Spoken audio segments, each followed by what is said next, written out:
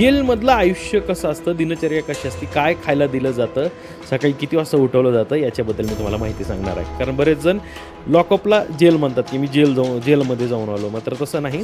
जे पोलीस तपासासाठी न्यायालयानं PC दिलेली असते, पोलीस कस्टडी दिली असते, तेव्हा लॉकअपमध्ये ठेवलं जातं. तिथे सगळ्यात पहिलं आपल्याला भेटतात बाबा लोक म्हणजे तिथल्या पोलिसांना बाबा म्हणलं जातं. मग आपल्याला सगळे कपडे काढायला लावतात, अंडरवेअरवर उभं राहायला सांगता लागतं. म्हणजे जर्मनची प्लेट असते, कैदी बदलाच एक जण समोर उभा राहतो, सावधान परेड विश्राम करतो आणि त्याच्यानंतर एक साथ राष्ट्रगीत सुरू होतेच.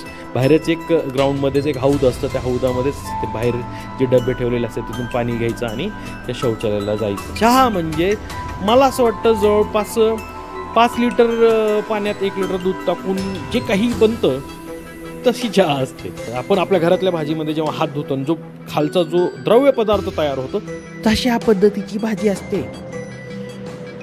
चपाती जी असते, जे आपण चाळण काढलं आणि वरच्या चाळणीची जी चपाती बनवली जाते ना, तशा पद्धतीची चपाती असते. रविवारी मात्र पूर्ण बंदी असते. सकाळी एकदा बाहेर काढल्यानंतर 11:30 वाजता बंदी केली तर मग पुन्हा दुसऱ्या दिवशी पहाटेच तो गेट उघडतो. आतमध्ये जर जेवण करत असले तर तेव्हा जायचं नाही, जर गेले तर मग पाणी टाकलं जातं त्याच्यावर.